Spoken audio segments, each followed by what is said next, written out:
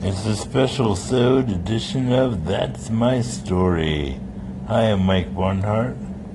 I'm going to do something different. I'm big into trivia, so I thought I'd give you guys a little bit of trivia that you might not know. Because everyone knows stuff like, random trivia like ice cream cools you down. Ice cream does not cool you down because ice cream has calories. And calories are a unit for measurement of heat. And since ice cream is loaded with calories, its ultimate effect is to make one hotter, not cooler. But I'm sure you knew that. I'm going to tell you some more little facts. Like the man in the Iron Mask. He's known as a fictional character, but there really was a man in the Iron Mask. He was a political prisoner of Louis the 14th, but his true identity has never been determined. And the mask that he wore was not, however, of iron, but rather of black velvet stiffened with whalebone and fastened behind his head with a padlock or by steel springs. So many facts there are that we just that we take for granted, You know the line by Shakespeare in Hamlet, "Alas, Yorick, I knew him well"? That's not the line. It was, alas, Yorick, I knew him Horatio. That can be found out if you read Hamlet. Okay. Postal cards and postcards. They are not the same. At least not to the men who run the United States Postal Service. A postal card is the one that has the stamp printed on it, and a postcard is what the tourist buys at the newsstand and must stamp for himself. Oh, I tell ya, I love trivia.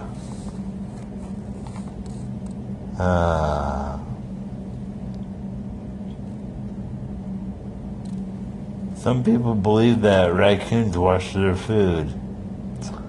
The belief that raccoons wash their food and water because they have no salivary glands is untrue.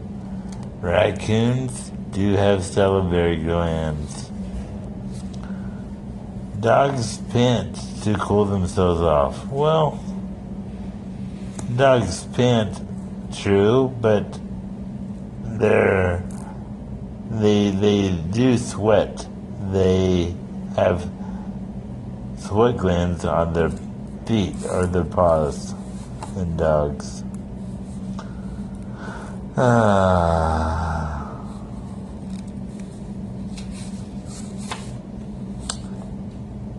Heartburn has nothing whatever to do with the heart, despite its name, insofar as the term has any medical meaning.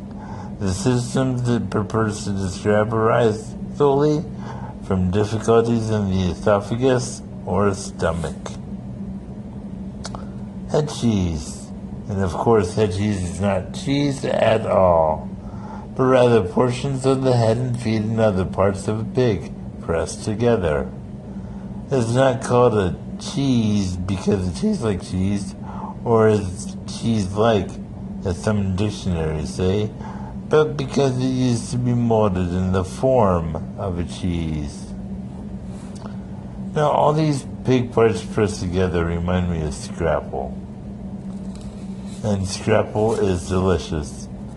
If you live in the Philadelphia area, get yourself some scrapple. And if you don't, try to find it anyway. Speaking of scrapple, that reminds me of breakfast. And do you know what I like to have at breakfast? Eggs. And there's brown eggs and white eggs and everything. And there's no difference either in nutritional value or flavor between brown-shelled eggs and white-shelled eggs. Popular prejudice is responsible for variations in price between different colored eggs, so that brown eggs have been known to command higher prices in Boston than in New York. White eggs higher prices in New York than in Boston. So, the deepest gorge in the United States. It is often pointed out that the deepest gorge in the United States, if not the world, is not the Grand Canyon, but Hell's Canyon of the Snake River between Idaho and Oregon, which is some 7,900 feet, apparently has the Grand Canyon beaten by a half mile. It is also called Grand Canyon of the Snake. It should, however, be pointed out that there really is no direct comparison possible. The Grand Canyon is a great hole in the surrounding plateau. Hell's Canyon is a mountainous country. So, just so you have a distinction. Destroying United States coins.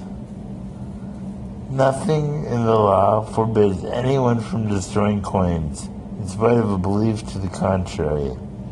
Defacing or mutilating a coin and then passing it as currency is another matter. So, if you have a penny and you want to cut it in half, go for it. If you have a quarter and want to, put it on a train track, go ahead, derail that train, or find that penny, or quarter, or nickel, or dime, or whatever you have.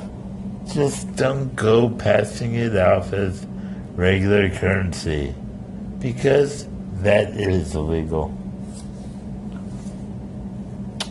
So, that's why those penny smashers in the arcade, that's how they get away with it, because you're allowed to smash that penny and put something like, I was here in Walt Disney World, or wherever you were. So, that's how they get away with it. 25 cents to smash a penny, so you can no longer use it. The comedian Paul F. Tompkins has a comedy sketch about that. You should listen to it. It's pretty funny. Okay. Dixie. The term did not originally apply to the Confederate South, but only to New Orleans. The usual explanation is that a New Orleans bank, soon after Louisiana became a part of the United States, issued bilingual $10 bills, identified as the denomination on one side by the French word de, 10.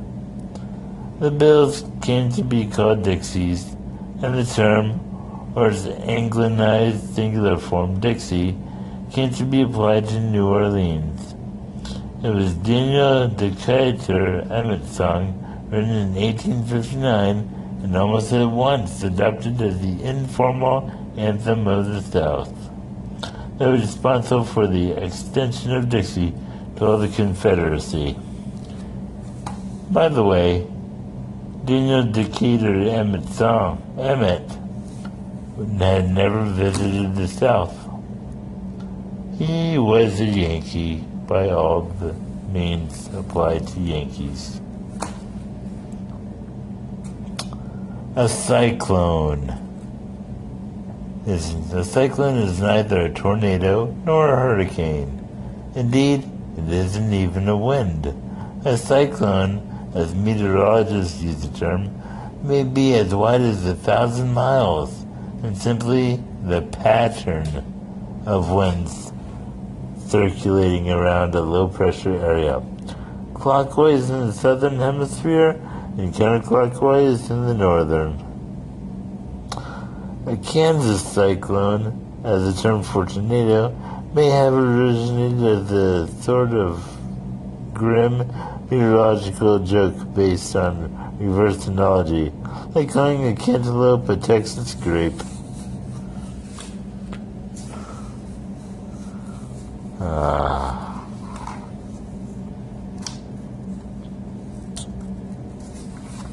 So, yep, I like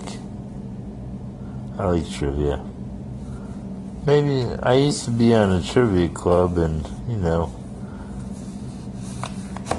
got quite a few questions right, I must say. Oldest city. Most people, if asked what the world's oldest city is, would probably answer Rome. Rome, the Eternal City, was officially founded in 753 BC, making it more than 2,700 years old. Damascus, Syria, on the other hand, was in existence before the time of Abraham, as you can see in Genesis 14:15 and 15:2. It's undoubtedly the oldest continually inhabited city in existence, and probably was flourishing a couple of thousand years before Rome was founded.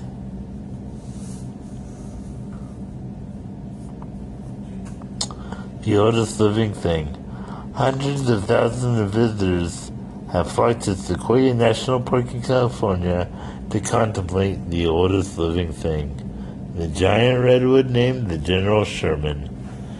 It is 3,000 years old and has been considered for generations to be the largest and oldest living thing on the face of the earth.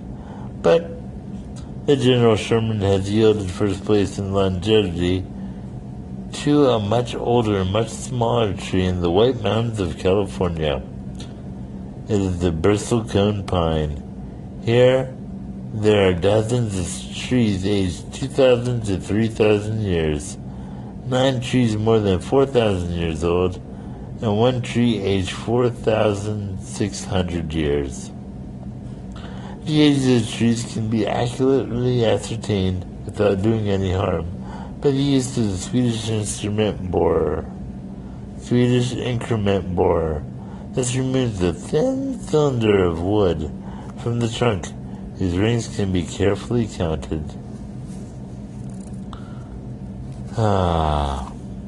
Trees.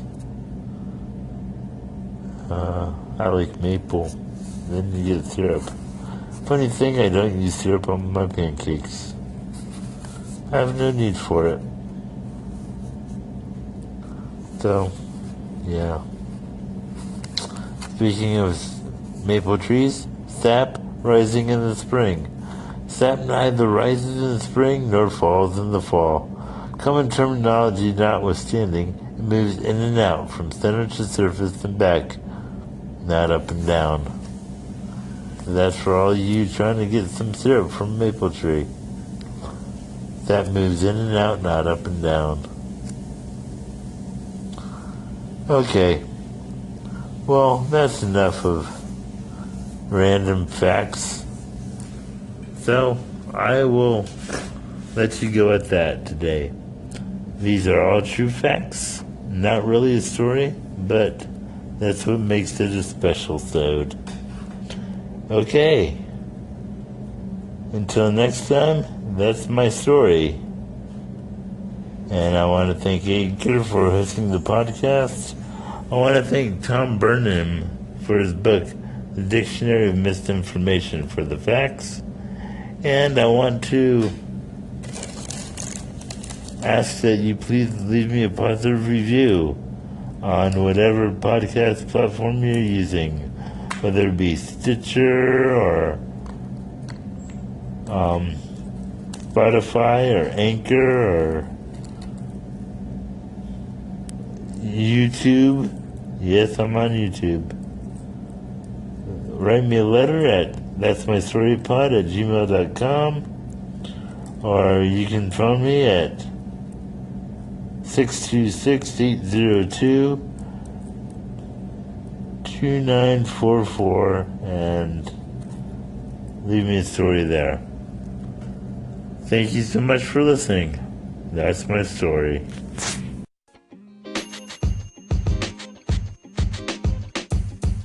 The podcast you just heard was recorded with Anchor. If you want to make your own, download the Android or iOS app completely free from anchor.fm/podcast. That's anchor.fm/podcast.